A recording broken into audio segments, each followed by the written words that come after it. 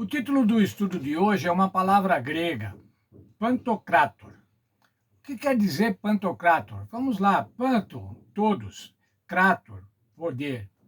Pantocrator quer dizer todo-poderoso, onipotente, aquele que tem todo o poder.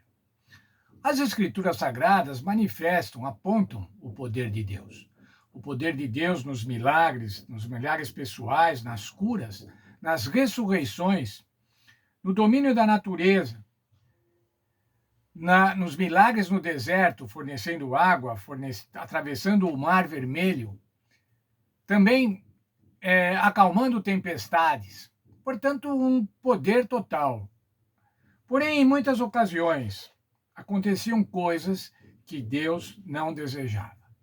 Apesar do poder de Deus, do todo o poder de Deus, o poder pleno de Deus, muitas coisas aconteciam não segundo a vontade de Deus. Vamos ver o que a Bíblia diz sobre o poder de Deus. Apocalipse 11:17.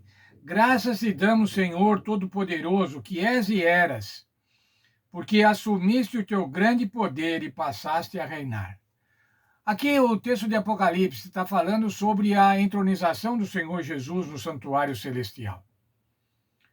Todo-Poderoso, porque és e eras, e assumiste o teu grande poder.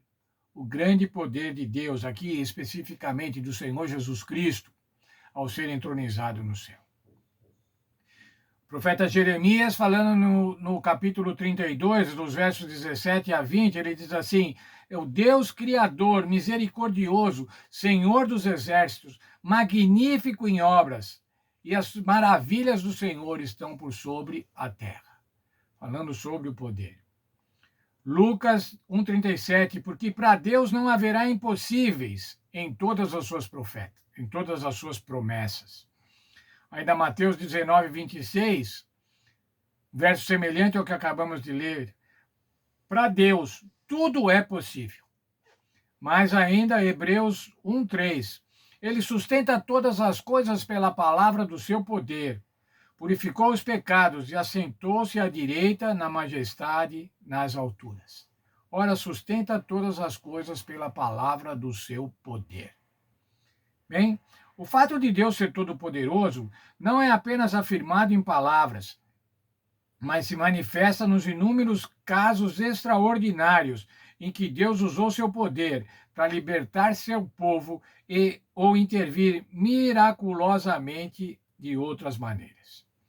Bem, mas então, pelo que esses textos que lemos, o Senhor pode tudo. Para Deus nada é impossível. Será que existem coisas que o Senhor não pode fazer? Veja lá, segundo Tiago, capítulo 2, verso 13. De maneira nenhuma pode o Senhor negar-se a si mesmo. Olha, está aí uma coisa que Deus não pode fazer. O que Deus não pode fazer, segundo Tiago? Não pode negar-se a si mesmo. Vou ler um parágrafo da nossa lição. Assim, a maioria dos cristãos aceita que Deus é onipotente, o que significa que ele tem o poder de fazer tudo o que não lhe seja contraditório. Como é isso? Tudo que não lhe seja contraditório. Ora, se Deus afirmou uma coisa, ele não pode depois fazer outra, agir de maneira diferente. Ele está tolhido pelo seu compromisso moral. Isso é, qualquer coisa que seja possível fazer em termos lógicos e coerente com a sua natureza. A oração de Cristo no Getsemane mostra que algumas coisas não são possíveis para Deus, porque envolveriam contradições. Veja lá no Getsemane o que aconteceu. O Senhor Jesus falou assim: para Deus tudo é possível. Mateus 19:26. Olha, igual ao que lemos. Para Deus tudo é possível. O Senhor Jesus disse assim: para Deus tudo é possível. E ele também orou ao Pai dizendo: se possível, passa de mim esse cálice. Contudo, não seja feita a minha vontade, mas sim a tua. Não seja como eu quero, mas como tu queres. Como é? Para Deus tudo é possível, mas agora ele disse: mas se possível. Quer dizer, pode não ser possível? Nesse caso, irmãos, não podia ser possível. Por que é que Deus não podia libertar o Senhor Jesus Cristo? por que é que o Senhor Deus não pôde libertar o Senhor Jesus Cristo. Teria ele poder para fazer isso? É claro, irmãos, que teria poder. O Senhor é onipotente, ele tem todo o poder. Mas o que faz, se ele libertasse Cristo, o que haveria? Haveria agora uma contradição lógica com relação ao plano da salvação. Para salvar a humanidade, ele não podia salvar a Cristo. Veja só, irmãos, o compromisso divino era salvar pecadores, cada um de nós. Mas esse compromisso implicava necessariamente no sacrifício do Senhor Jesus Cristo. Então, o Senhor Deus não podia, naquele momento, libertar o Senhor Jesus Cristo. Porque se ele libertasse o Senhor Jesus Cristo, ele condenaria todos os seres humanos. E o plano da salvação não era condenar os seres humanos. O plano da salvação era e é salvar seres humanos. Portanto, essas contradições, o Senhor Deus não pode fazer com que o seu pensamento, com que as suas ações sejam contraditórias. Não pode haver contradição.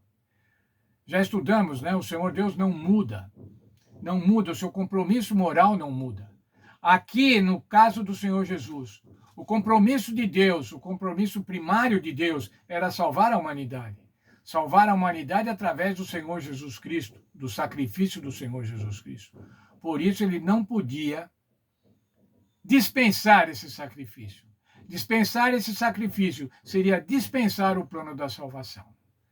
Portanto, irmãos, tem muitas coisas, nós ainda vamos ver, coisas que o Senhor Deus não pode fazer. Não pode fazer por conta do seu compromisso moral, para não desmerecer ou para não prejudicar, para não anular o seu compromisso moral. Tem muitas coisas que o Senhor não pode fazer.